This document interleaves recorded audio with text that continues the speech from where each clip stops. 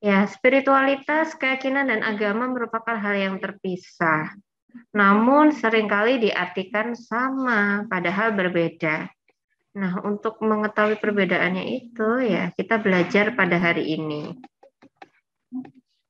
Ya, spiritualitas itu ada 4 aspek ini yang harus dimiliki oleh manusia ya untuk menjadikan seorang manusia itu mempunyai spiritualitas yang baik. Yang pertama adalah berhubungan dengan sesuatu yang tidak diketahui atau ketidakpastian dalam kehidupan. Ya, kita tidak bisa mengatakan saya besok pasti sehat, saya besok pasti hidup, kan tidak bisa. Ada yang kita tidak ketahui, ada yang satu hal yang tidak pasti ya dalam hidup ini, dan jika manusia meyakini hal itu, maka dia sebenarnya mempunyai spiritualitas yang baik. Kemudian aspek berikutnya adalah seorang manusia sudah menemukan arti dan tujuan hidup. Arti dan tujuan hidup berarti ya tidak mungkin ya seorang kalau misalkan mempunyai spiritualitas yang baik tidak tahu dia ini mau ngapain dalam hidupnya. Dia mau ngapain, dia mau berbuat apa, bertujuan apa dalam hidupnya selama dia masih belum mengetahuinya, ya berarti masih belum mempunyai spiritualitas yang baik. Harus menggali dirinya sendiri sampai punya arti dan tujuan hidup. Next, menyadari kemampuan untuk menggunakan sumber dan kekuatan dalam diri sendiri ya.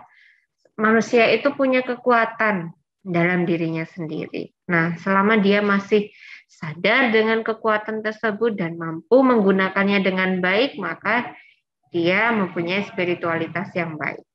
Dan yang terakhir, mempunyai perasaan keterikatan dengan diri sendiri, dengan yang maha tinggi. Yang maha tinggi itu ya bisa Tuhan, bisa hal lain yang dianggap lebih tinggi, lebih besar daripada manusia tersebut. Jadi spiritualitas itu bukan hanya berkaitan dengan agama, tapi juga aspek-aspek lain ya, termasuk bagaimana seseorang itu menilai dirinya sendiri dan bertujuan dalam hidupnya. Itu spiritualitas.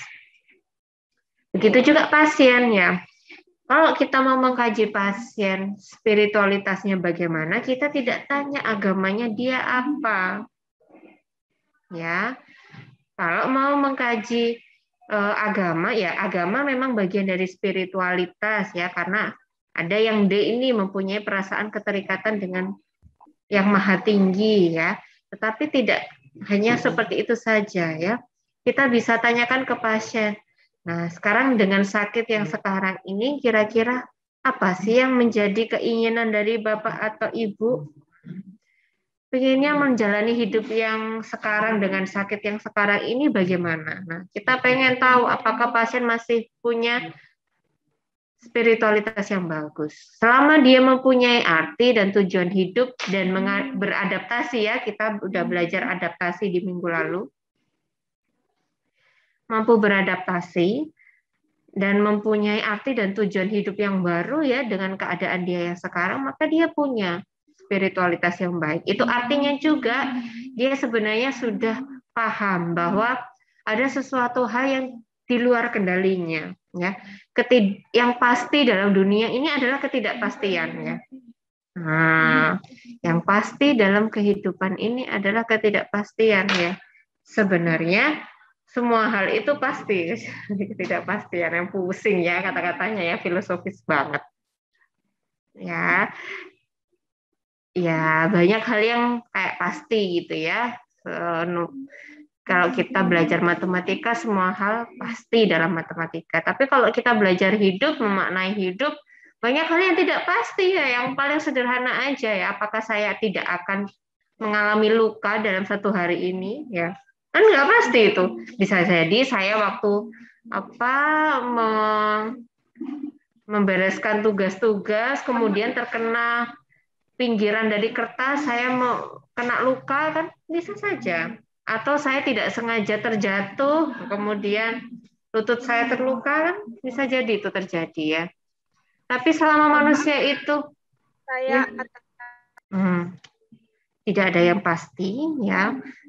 Dan selama seseorang tersebut masih bisa mengendalikan dirinya, walaupun banyak hal yang tidak pasti, dia tidak merasa cemas, ya masih bisa mengendalikan diri, ya berarti dia masih punya spiritualitas yang baik. Nah, konsep-konsep yang berkaitan dengan spiritualitas ini oleh banyak ahli sebenarnya banyak ya. Ada kalau menurut Koshyer ya, itu spiritualitas itu refleksi dari pengalaman internal ya, inner experience yang diekspresikan secara individual ya, karena spiritualitas itu bersifat individual ya berarti pengalaman yang dimiliki masing-masing orang itu yang akan mendasari spiritualitas orang tersebut ya. Kemudian direpresentasikan seperti apa ya kalau menurut Koshyer ya, direpresentasikan dalam bentuk agama, keyakinan, harapan, tendensi, dan pengampunan. Kita bahas satu persatu. Yang pertama adalah agama. Kalau saya tanya pasien agamanya apa, hanya menjawab Islam, Kristen, Katolik, ya Hindu, Buddha, Konghucu, dan banyak lagi. Ya, sebenarnya agama itu apa sih? Ya, agama ini sebenarnya adalah sistem dari kepercayaan dan praktik-praktik yang terorganisir. Jadi masing-masing agama memberikan panduan bagi pengikutnya ya untuk menjalankan suatu ibadah. Ya. Yang membedakan agama Islam dengan agama Kristen apa? Satu mungkin kepercayaannya, nanti kita bahas lagi kepercayaan Tuhannya. Kemudian yang kedua cara beribadahnya terhadap Tuhan yang diyakini. Nah, itu kan berbeda. Itulah yang disebut agama. Dalam agama pun ya, itu tidak bisa kita simpulkan dia punya spiritualitas yang baik atau tidak. Ada orang yang menjalani praktik agama ini dengan sekena dia ya. Dia merasa misalkan saya mencontohkan diri saya Islam misalkan. Ada ibadah sholat 5 waktu. Nah, ada orang yang tidak mengikut sholat 5 waktu itu. Gitu. Ada yang mengikutinya, tapi hatinya tidak berada pada sholat itu. Ya.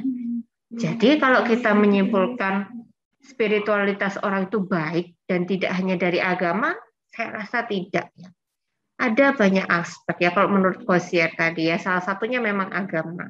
Apakah orang yang tidak punya agama itu tidak punya spiritualitas? Belum tentu ya. Ya kalau menurut aspek spiritualitas menurut Burkhardt tadi kan mempunyai keterikatan dengan yang maha tinggi atau yang maha besar. Mungkin dia punya ikatan dengan maha tinggi, dengan maha besar, tapi tidak ada agamanya yang mendefinisikan itu. Ya, berarti selama dia masih mempunyai keterikatan dengan yang maha tinggi tersebut, maka dia sebenarnya masih punya spiritualitas yang baik. Ya, jarang sekali orang sekarang itu ya melihat seseorang itu baik atau buruk itu hanya dari agama, padahal tidak ya. Baik buruknya orang ya, terutama di spiritualitas ya, itu banyak aspek ya. Jangan hanya melihat dari praktik agamanya saja. Kita akan bahas aspek yang lainnya, yaitu keyakinan dan keimanan. Punya agama, tapi tidak meyakini dan mengimani, maka ya tidak ada artinya ya. Bisa jadi dia tidak punya makna hidup, tidak ada kekuatan ya. Kalau punya keyakinan dan keimanan, dia punya kekuatan. Kalau misalkan ada kesulitan, ada masalah pada kehidupannya, dia tahu ada yang akan membantu saya. Ada yang akan menguatkan saya, maka itu jiwanya ikut kuat. Nah, itu yakin dan iman. Begitu juga kalau kita berhubungan dengan pasien, ya. Agama tidak hanya melakukan ibadah saja. Kita nggak hanya nanyain pasien, Bu, nanti kalau misalkan mau sholat, Ibu tetap tidak bisa berwudu, ya, tidak bisa ke kamar mandi. Ibu garing di tempat tidur saja ya. Saya sediakan tanah untuk Ibu melakukan tayamum ya, supaya bisa tetap melakukan ibadah sholatnya dengan posisi duduk. Nanti saya bantu kalau Ibu perlu. Hanya itu saja? Tidak. Ya. Harus yakin dan mengimani bahwa ada yang lebih tinggi dari dia dan yang lebih tinggi tersebut membantu dia dalam segala kesulitan. Orang yang punya keyakinan dan keimanan akan lebih cepat bangkit ya dari masalahnya, bahkan sembuh lebih cepat ya. Karena yakin, oh saya punya kekuatan dalam diri saya, yang di luar saya juga ada kekuatan yang membantu saya. Nah, sehingga dia akan lebih cepat bangkit dan lebih cepat sembuh. Aspek berikutnya harapan ya. Harapan juga muncul dalam konsep spiritualitas. Orang perlu harapan, punya cita-cita atau tujuan ya. Sehingga dengan keadaan yang paling buruk sedikit sedemikian pun ya, orang masih punya harapan, saya akan tetap hidup hari ini. Walaupun misalkan dia dalam di ambang kematian, saya akan mati ya, dan keluarga saya ada yang tetap menjaga dia. Saya tidak perlu khawatir dengan kematian saya. Ya, hal-hal seperti itu ya, itu merupakan, kalau menurut Miller gitu ya, merupakan dimensi esensial ya, dimensi yang paling utama bagi keberhasilan dalam menghadapi dan mengatasi rasa sakit ataupun kematian. Tanpa ada harapan, orang akan ogah-ogahan mendapatkan pengobatan. Ya, kalau misalkan dia merasa nggak akan sembuh kok, ya berarti pengobatan yang kita berikan bisa jadi tidak dilakukan sama dia, hanya saran belaka saja. Ya, karena dia tidak punya harapan. Nah, orang yang punya spiritualitas yang baik punya harapan. Selanjutnya adalah transendensi. Ini juga aspek yang penting juga. Semuanya aspek yang penting. Kalau nggak penting ya nggak masuk dalam aspek spiritualitas. Transendensi adalah persepsi individu terhadap dirinya menjadi bagian dari sesuatu yang lebih tinggi dan lebih luas dari keberadaannya.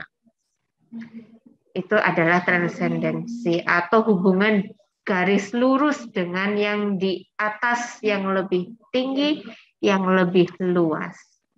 Itu transendensi.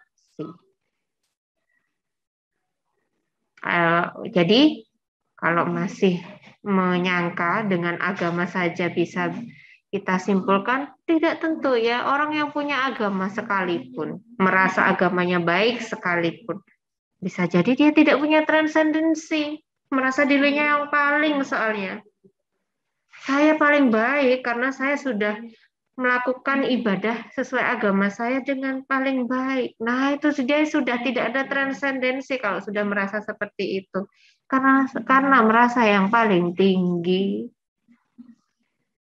Padahal orang yang punya spiritualitas itu sebaliknya, malah merasa lebih kecil, lebih buruk ya, dan merasa ada yang lebih baik, lebih tinggi daripada dirinya.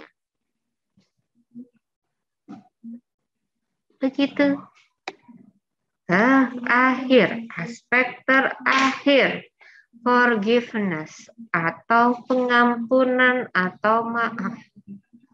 Forgiveness. Seseorang menyadari bahwa ada sumber kekuatan dalam diri seperti marah, denial ya, rasa ingkar, rasa bersalah, malu, bingung ya. meyakini Tuhan sedang menghukum. Nah, itu forgiveness ya. Selama dia punya kemampuan untuk sadar pada hal itu dan tetap dapat meyakini ada hikmah dari suatu kejadian atau penderitaan, maka dia masih punya rasa maaf atau forgiveness. Rasa maaf ini tidak hanya untuk dirinya sendiri, tapi juga orang lain. Orang yang punya spiritualitas yang baik, dia mampu memaafkan diri sendiri, mampu memaafkan orang lain. Sehingga emosi yang dia miliki ya, rasa marah, rasa sebel gitu ya, terhadap dirinya sendiri ataupun orang lain itu tetap bisa dikontrol oleh dia. Karena dia memaafkan, mampu memaafkan. Kalian sudah mampu memaafkan diri kalian sendiri belum?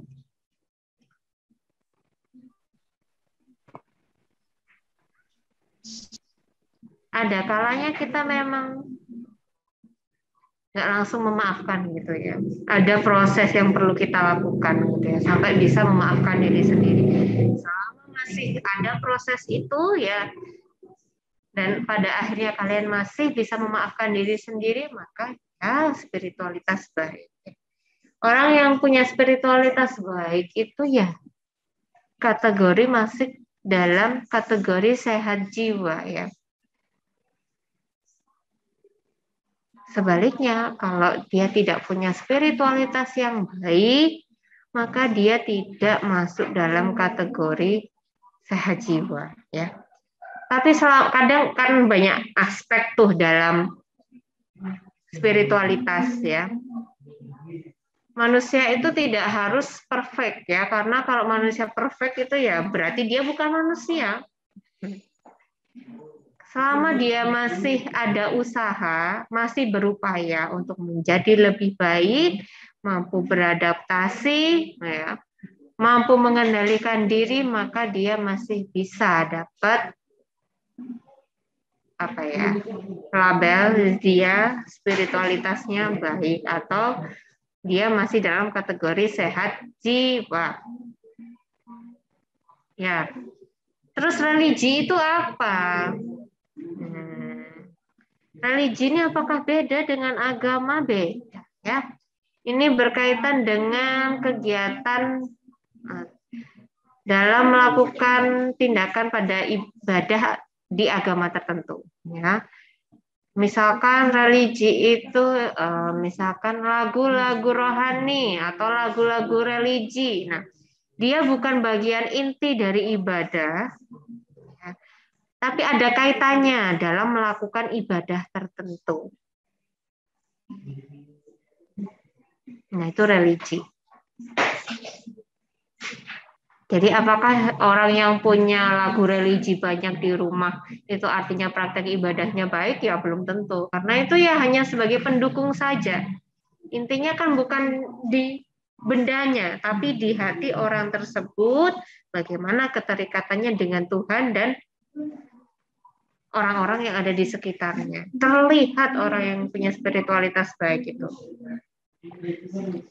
Ya, dia akan lebih bijak ya, melakukan segala sesuatu itu tidak serta-merta langsung dengan emosional, tidak ya. Apakah dia punya emosi?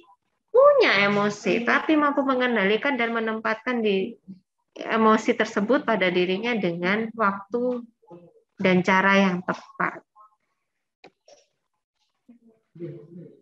Nih ya ini ya yang tadi udah saya bilang ya, kesimpulannya ya. Dimensi spiritualitas ini akhirnya mempertahankan keharmonisan atau keselarasan, baik itu manusia tersebut dengan Tuhannya, tapi juga dengan dunia luar. Kalau kaitannya dengan keperawatan ya, dengan orang-orang sakit, kalau misalkan dia mengalami stres emosional, dia kuat, tetap mampu bertahan dan mampu bangkit. Begitu juga kalau dia mempunyai penyakit fisik atau berhadapan dengan kematian. Dia punya kekuatan yang timbul di luar kekuatan manusia. Tuh. Itu orang yang punya spiritualitas. Nah, yang lainnya silakan dibaca sendiri nanti ya. Ini cuma apa ya, definisi-definisi lain dari spiritualitas. Ini kesimpulannya lagi, kalau misalkan dilihat dari pakar-pakar lainnya, ya bahwa kebutuhan spiritual itu ya kebutuhan untuk mencari arti dan tujuan hidup, kebutuhan untuk mencintai dan dicintai, serta rasa keterikatan, dan kebutuhan untuk memberikan dan mendapatkan maaf. Jadi tidak hanya memberikan saja, tapi juga mendapatkan maaf. Ya, manusia butuh itu ya. Tidak hanya mencintai saja, tapi juga butuh dicintai. Ya, kalian tidak hanya membutuhkan teman ya, teman juga membutuhkan kalian. Nah, itulah spiritualitas. Jadi sebenarnya ya banyak hal ya, tidak hanya terpaku pada agama atau praktek ibadah yang bagaimana yang dilakukan oleh seseorang. Jadi spiritualitas itu luas dan terlihat pada aspek-aspek kehidupan dari manusia.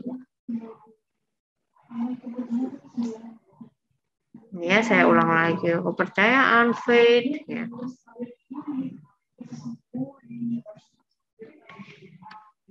Ini ya karakteristik. Karakteristik spiritualitas. Yang pertama punya self-reliance, ya, kekuatan dalam diri. Tahu dia ini siapa, dia mau apa, ya. Nggak butuh orang lain untuk mengatur dirinya. Sikapnya bagaimana? Percaya pada kehidupan masa depan, kemudian percaya dengan dirinya sendiri, ada harmoni dan keselarasan, pikirannya tenang. Kalau nggak tenang, apakah saya sudah tidak punya spiritualitas? Balik lagi, selama ada usaha untuk mengembalikan diri, ya itu berarti masih punya kekuatan ya kalian. Nah, karena kan masing-masing orang kan berhadapan dengan masalah itu kan beda-beda ya. Ada yang dapat masalah jarang-jarang, ada yang punya masalah yang besar gitu ya. Itu selama dia ada kekuatan dalam dirinya untuk mampu berkembang, ya berarti dia masih punya salah satu karakteristik dari spiritualitas. Sudah 20 menit kita belajar, lebih ya bahkan ya. Ya, kita relax dulu ya. Santai dulu ya, daripada Anda mendengarkan saya kemudian tidur ya. Silahkan kalau mau makan, minum ya. Kamu punya waktu 5 menit. Bu, boleh bertanya, Bu? Boleh, nanti aja. Sekarang waktunya break. Kamu simpan pertanyaanmu, Yuli ya. Waktunya break. Berarti boleh makan sebentar ya, Bu? Boleh, kalian boleh makan ya selama kuliah nanti, walaupun sudah saya mulai sambil makan boleh ya, selama kalian tetap memperhatikan. Makan dulu, Pak. Makan, jangan lupa ajak temennya ya, pesenin GoFood temennya.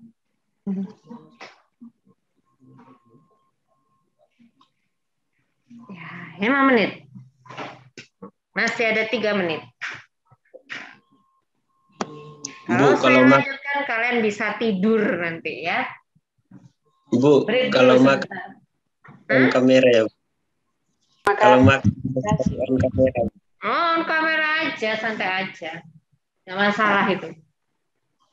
Bisa. Enggak, punya aku aja. Hai.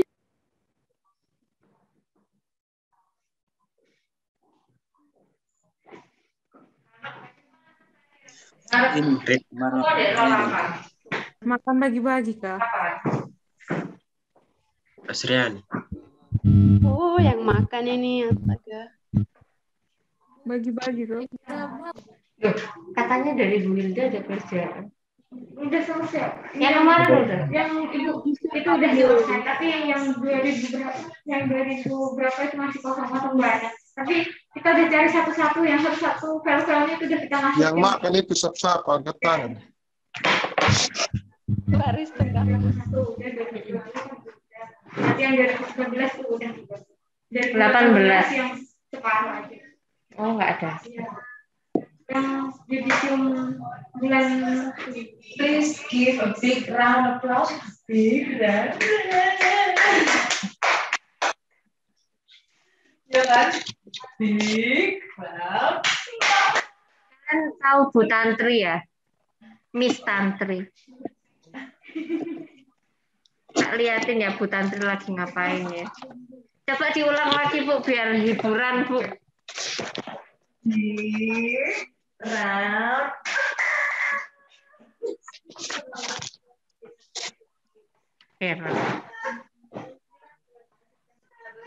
Oke, sudah 5 menit. Lanjut ya. Yang masih makan silahkan. Ya, silahkan sambil makan. Karena ini sangat membosankan ya mata kuliahku ini. Dan saya menjelaskan tentang suatu hal yang sangat abstrak. Ini seperti ceramah ya, terus kayak di Nina Boboin gitu ya. Nah. Next. Karakteristik spiritualitas yang kedua. Hubungan dengan diri sendiri ya tadi udah. Yang kedua hubungan dengan alam ya. Mengetahui tentang tanaman, pohon, marga satwa, iklim. Nah, bukan berarti harus tahu semuanya, tidak. Paling tidak memahami dan sadar bahwa yang dilakukan dia itu ada dampaknya terhadap yang lainnya. Ya, tidak hanya berdampak pada diri sendiri atau orang di sekitarnya, tapi juga lingkungan. Ya, bahkan orang yang punya spiritualitas yang baik itu mau melakukan apa ya, misalkan buang sampah gitu aja, itu udah kepikiran gitu. Ya gimana ya nanti ya kalau misalkan sampah yang aku buang sembarangan ini membuat orang lain terjatuh, kan jadi sikap saya merugikan orang lain dong. Jadi dia ada rasa seperti itu ya, bahwa sikapnya itu ada dampaknya pada banyak hal. Nah, dan dia akhirnya berhati-hati dengan sikapnya. Ya. Ya, ada ini ya, berkomunikasi dengan alam, bertanam, berjalan kaki, mengabdi dan melindungi alam. Tidak harus menjadi ya pengabdi kepada alam juga sih, paling tidak Anda mengetahui bahwa sikap kalian itu penting gitu ya untuk menjaga alam. Paling tidak merusak. Nah, itu maksudnya hubungan dengan alam. Ini jelas ya hubungan dengan orang lainnya. Pasti harmonis dan suportif. Kalau nggak harmonis ya contohnya sering konflik aja dengan orang lain ya. Resolusi yang menimbulkan ketidakharmonisan dan friksi ya. Dia ini ada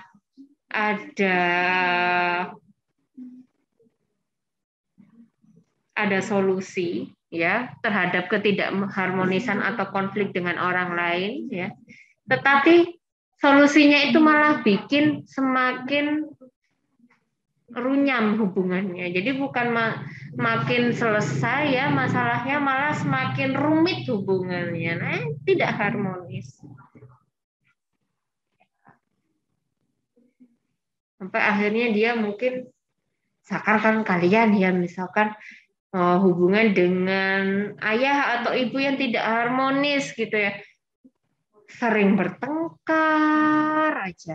Tapi setiap kali ada solusi gitu ya, bukan malah membuat konfliknya itu selesai, malah timbul konflik baru, malah semakin tidak harmonis. Nah, itu kalau misalkan tidak punya spiritualitas yang baik, tidak berusaha mencari jalan tengah, jalan yang baik untuk kedua belah pihak.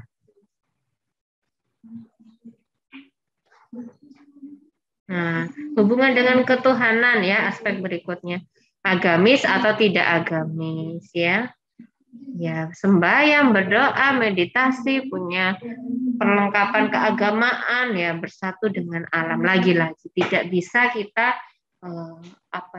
lingkungan ya, alam ini tidak bisa kita hilangkan sepenuhnya gitu ya dalam diri kita ya, harus peduli. Nah, ada 1, 2, 3, 4 aspek ya, 4 karakteristik dari spiritualitas. Ada yang mau menyebutkan 4 karakteristiknya itu apa saja? Nah, tadi saya sudah menjelaskan 4 karakteristik dari spiritualitas. Apa 4 itu? Yuk, yang dari tadi mencatat. Yuk, catatannya apa? Ayo guys, apa 4 karakteristik dari spiritualitas? 1, self-reliance, hubungan dengan diri sendiri. 2, 3, 4. Mempunyai sikap percaya pada diri sendiri. Ya, itu adalah self-reliance, ya, hubungan dengan diri sendiri. 2, mempunyai ketenangan pikiran, Bu. ketenangan pikiran, hubungan dengan alam. Kemudian yang ketiga, Percaya pada masa depan. oh, itu aspek dari spiritualitas. Ini yang saya tanyakan adalah karakteristik atau ciri-ciri dari spiritualitas.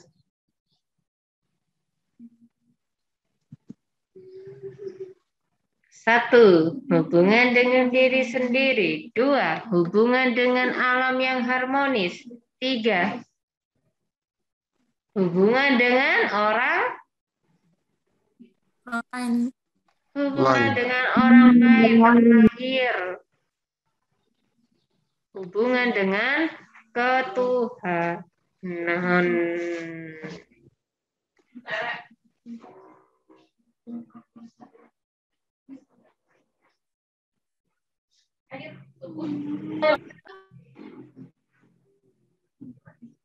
Yo, kalau tadi yang disebutkan tadi adalah aspek spiritualitas menurut Burhan juga ada 4 juga.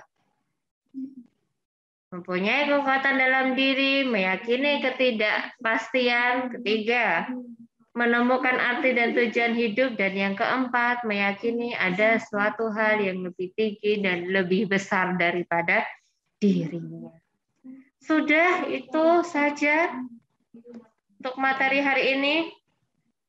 Ada yang mau didiskusikan? Tadi ada yang mau bertanya? Boleh. Maaf Bu, izin bertanya. Yo, langsung bertanya kakak. Ibu, saya mau bertanya, Bu. Oke, boleh. Oke. Baik, terima kasih. Di sini saya ingin bertanya. Tadi kan Ibu mengatakan bahwa agama itu ada keyakinan, keimanan. Nah, dan Ibu juga sempat mengatakan kalau pasien punya keimanan atau kepercayaan, dia akan tidak cepat sembuh. Tapi kalau dia punya keyakinan dan kepercayaan, pasti tidak sembuh. Nah, di sini saya bertanya, kalau orang yang pasti itu Putus-putus loh, Yuli. Mohon maaf, suaranya kurang kedengaran. Oke, baik. Halo.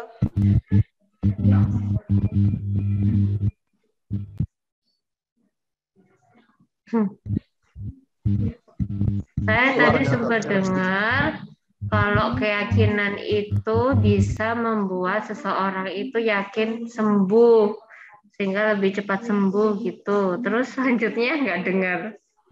Iya, Bu. Ini pertanyaan saya seperti ini, Bu. Orang yang pasien yang meninggal itu apakah dia tidak punya keyakinan dan kepercayaan dan akhirnya dia meninggal atau hanya itu karena rencana? Jadi itu saya, Bu. Ya, gini ya, terima kasih. Maksud saya kan kematian itu kalau kita menilai ya dari kondisi fisiologisnya ya, bahwa dia sudah tidak ada reaksi pupilnya terhadap cahaya, kemudian sudah tidak ada denyut nadinya, tidak ada nafasnya. Nah, itu artinya kematian secara fisiologis ya. Kemudian perjalanan seseorang itu bagaimana sampai dia akhirnya mati ya tergantung dari penyakitnya ya. Apakah dia tidak mempunyai keyakinan atau keimanan sehingga dia akhirnya mati, nggak ditolong sama Tuhannya? Ya bukan seperti itu ya. Yakin dan iman dalam artian ini ya, dia misalkan sudah mengetahui ya akhir hidupnya. Saya tahu nih akhir hidup saya seperti ini. Saya dalam kondisi sakit parah di rumah sakit. Ya. Saya yakin keluarga saya masih ada yang menjaga. Saya yakin meninggal saya ini dalam damai. Jadi yang bisa merasakan keyakinan itu ya orang itu sendiri. Yang bisa merasakan keyakinan dan keimanan itu ya orang itu sendiri. Manusia itu ya nggak bisa nampak keyakinan sama keimanannya gitu. Bisa aja dia bilang yakin dan iman tapi sebenarnya tidak. Yang bisa merasakan yang dalam hatinya itu ya orang itu sendiri. Bagaimana dia memaknai sisa hidupnya, bagaimana dia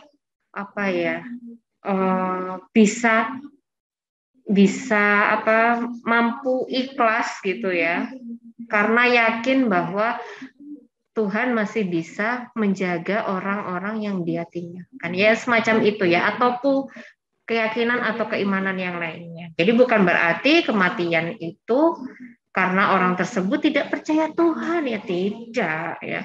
Kematian secara fisiologis adalah jika manusia sudah tidak teraba denyut nadi dan nafasnya saat dia berikan respon cahaya pada pupilnya sudah tidak ada reaksi ya, atau kita menyebutnya sudah mengalami kematian batang otak. Itu orang yang sudah mati. Gimana dia perjalanan matinya ya? Ya orang tersebut yang tahu ya. Gitu ya Yuli ya. Ini kalian sudah pernah nonton Squid Game belum yang lagi viral? Sudah, Bu. Oh, cepat sekali ya.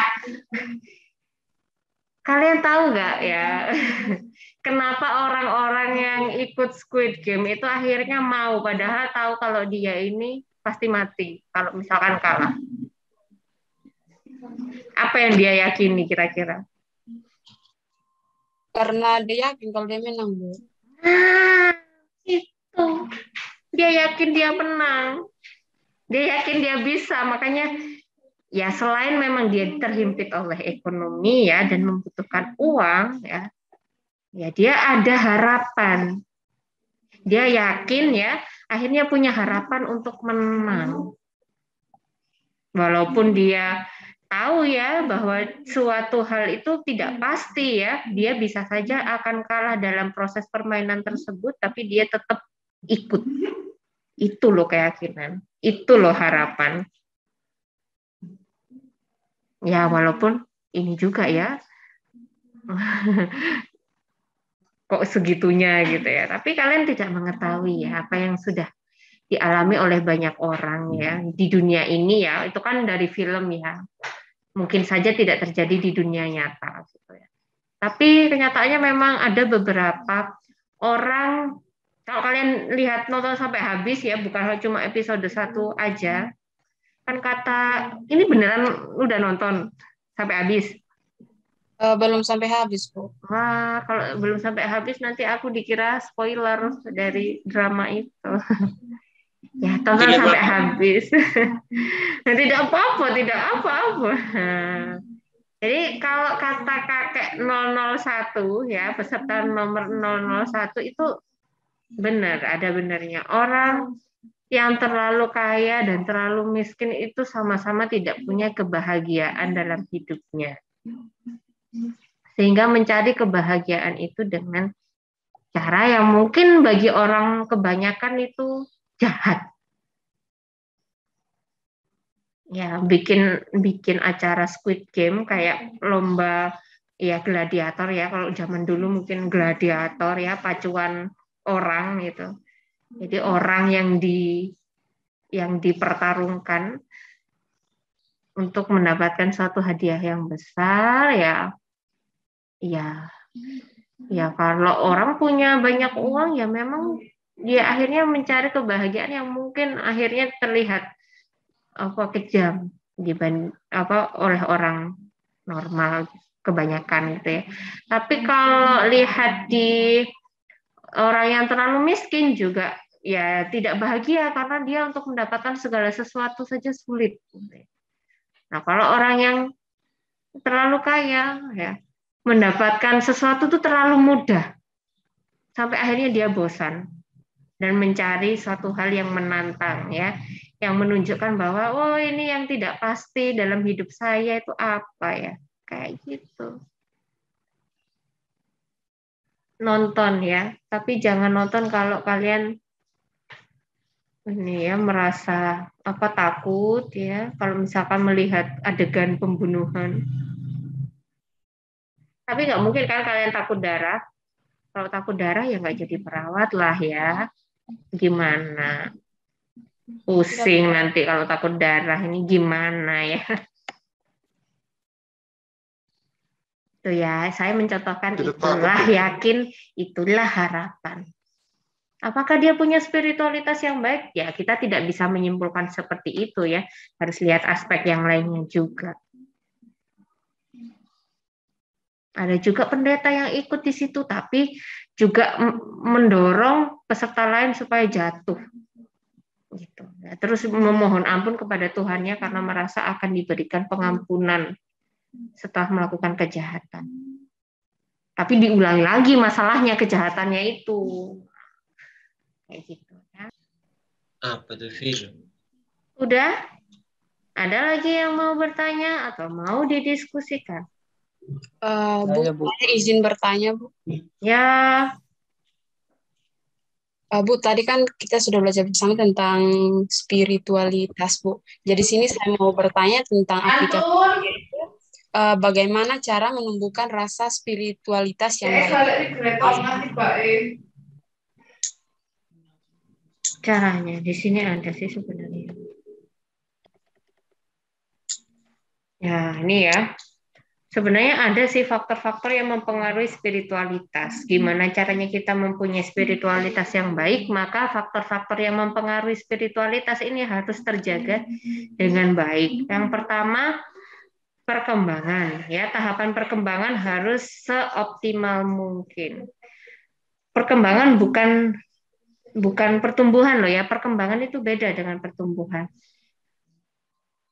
Bayi mulai dari hanya bisa terbaring sampai dia bisa berjalan dan berlari itu namanya apa? Tumbuh atau berkembang? Tumbuh, Bu. Bertumbuh.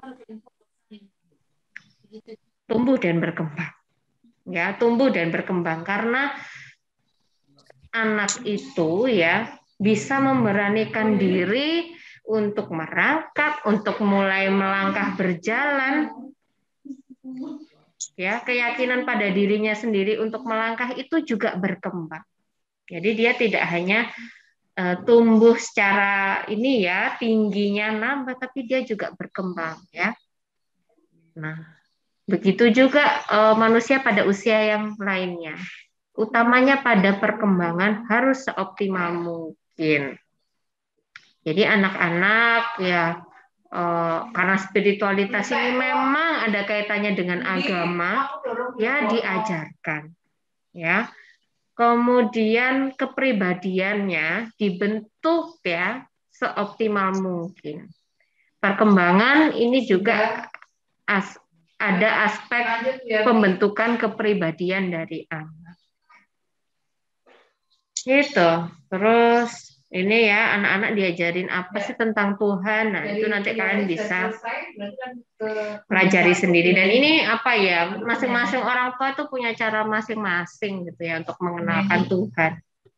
Apakah agama itu ada aspek keturunan? Iya, ya, karena keluarga ya, kalian bisa lihat di situ. Keluarga yang ngajarin, taunya keluarga itu agama yang baik, yang dia yakini baik adalah satu agama, ya itu yang akan diajarkan kepada anaknya. Namun anak akan bertumbuh ya, akhirnya punya warna lain gitu ya selama perkembangannya, itu dipengaruhi oleh teman-temannya, guru-gurunya gitu ya. Kemudian orang di sekitarnya, budaya yang dia pelajari di luar rumah. Nah, itu akhirnya membentuk spiritualitas yang bisa jadi berbeda-beda, walaupun itu dalam satu rumah. Kemudian bagaimana cara mengoptimalkan spiritualitas? Nah, pengalaman hidup ya, memaknai pengalaman hidup secara positif. Baik itu sebenarnya pengalaman hidup yang tidak mengenakan, tetap dimaknai secara positif.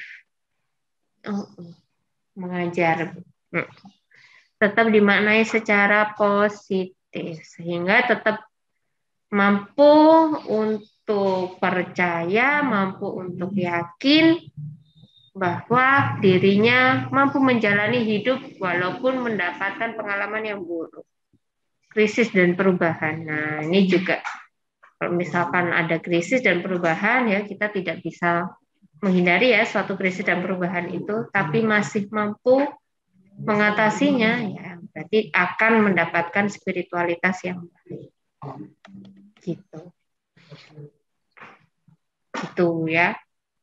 Jadi keluarga, kemudian mengoptimalkan perkembangan, dan yang ketiga adalah mampu menghadapi krisis dan perubahan atau pengalaman buruk tetap dimaknai sebagai pengalaman yang baik, karena setiap kejadian pasti ada makna atau hikmah ya bisa diambil. Oke, seperti itu. Yuk, saya akhiri ya. Pagi menjelang siang. See you next week. Assalamualaikum warahmatullahi wabarakatuh.